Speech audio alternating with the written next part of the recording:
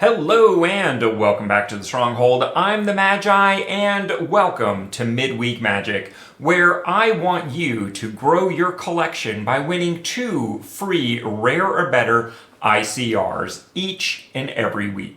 This week's Midweek Magic may have us a little on edge, but nothing to worry about. It's not like it's the end of Eternities or anything like that.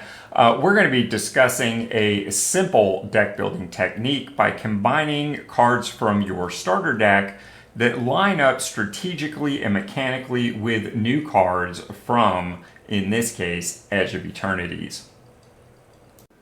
But before we get into all of that, this whole Midweek Magic thing has become a bit of a tradition here at the Stronghold, and it all started with our crack team of researchers discovering that we were the only YouTube channel making consistent, proactive, and timely Midweek Magic coverage.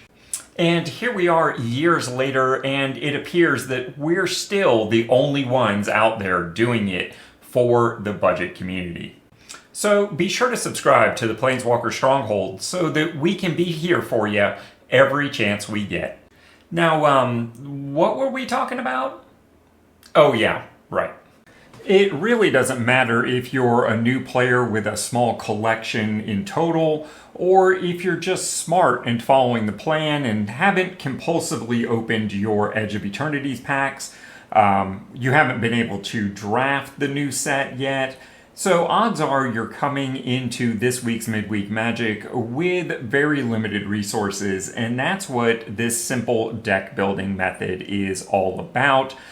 We are going to take the starter decks, add in a few high-profile, high-potential test cards for Edge of Eternities, and get some valuable test time here without having to have a large swath of the set just yet. That way we can focus our future resource investments in Edge of Eternities even better than before. To do this most effectively, we are going to be looking to combine the starter decks with the jump-in packs of Edge of Eternities, and we want to be as efficient as possible, so I recommend starting at the top scores available with the jump-in packs. Starting right up at the top, the red-green Wayfarer deck goes pretty nicely with the starter Path of Power. Looking at individual cards, we've added in the Gene Pollinator to see how good is this really for fixing.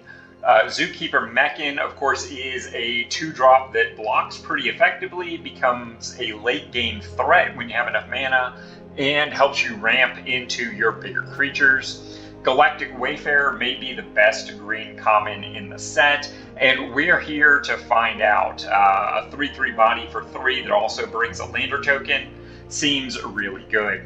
Cab Landseeker, similarly a 4-mana 4/3 with evasion, in this case Menace, that is, also brings a lander token, and you have to sacrifice it at the end of your next turn. So don't forget about it, make sure to use it.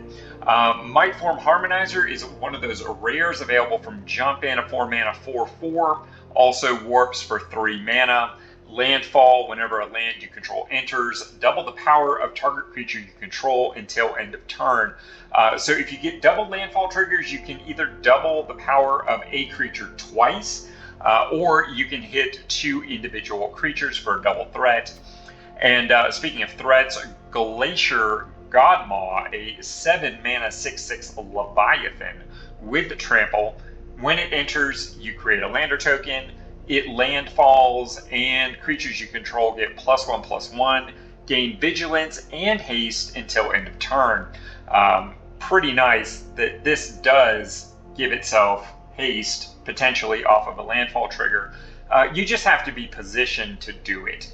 Moving down the list to white-black, unfortunately the starter life deck Matters and vampire sub-theme doesn't particularly go well with the white-black presented archetype within Edge of Eternities, which is more focused on sacrifice. You might be able to cobble together like a Mardu Reckless Raid Pyric sort of thing, but I'm not sure that's necessarily where you want to be for this event, trying to force a 3-color deck.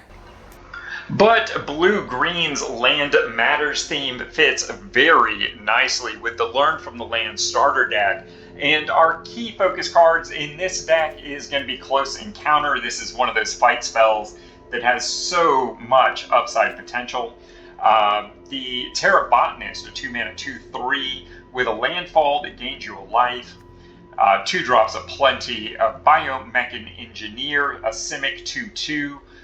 Creates a lander token and allows you in the late game to draw 2 cards and create a 2/2 colorless robot artifact creature token for the, and I scoff here, bargain price of just 8 colorless mana. Genomorph Imago, another Simic, this time a 1/3 with flying, and a landfall trigger that a target creature has a base power of 3/3 until end of turn. However, if you control 6 or more lands, that creature has base power and toughness of 6/6 until end of turn. This just has so much potential. It's functionally a 2-mana 3/3, assuming that you can drop lands fairly consistently. It's also evasive, and that's pretty nice. Maybe Green's best uncommon, the Scoutlander, a 3-mana 3/3. When it enters, you may sacrifice a land or lander. If you do, search your library for up to 2 basic land cards, put them onto the battlefield tapped, and shuffle. It has Station for a 7 counter cost, turning it into a flying 3/3. This deck also repeats the Galactic Wayfarer, the Mistform Harmonizer, and the Glacier Godmaw.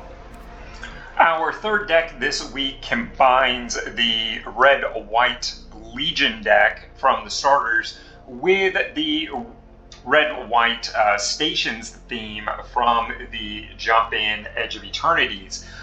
Focus cards this time, Honor and Plasma Bolt, are, well, removal and combat tricks that just beg to be tested. Lumen-class Frigate looks to have a lot of upside potential, and is easier to station at 12 than one might think.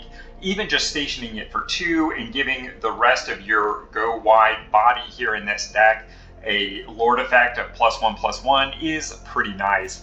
Allstate Stalker, I have already talked about this card for its blink ability, and Knight of the Luminary is just the sort of thing that it wants to be able to blink for extra value.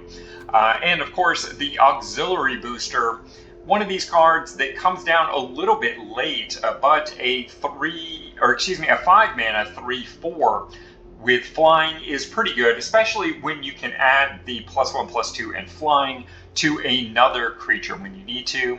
And of course, in the earlier deck, we talked about the Zookeeper Mechan. This will give us another potential opportunity to test and see how that card works in various deck archetypes.